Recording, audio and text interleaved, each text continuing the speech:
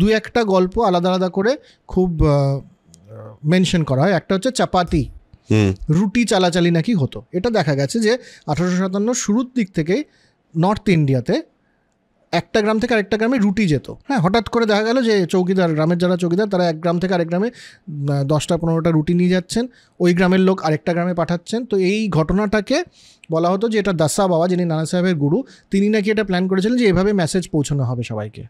আচ্ছা, এটার উল্লেখ পাওয়া যায়, কিন্তু এটা সত্যতা, ঘটনাটা সত্যি যে চাপাটি এভাবে সার্কুলেট হতো 6 মাস ধরে, মানে 6 মাস আগে থেকেই এই জিনিসটা চলছিল।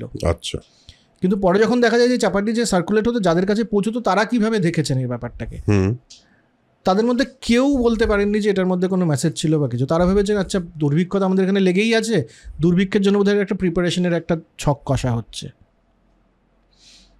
কেউ ভেবেছেন যে এটা বোধহয় সরকার থেকে করা হচ্ছে।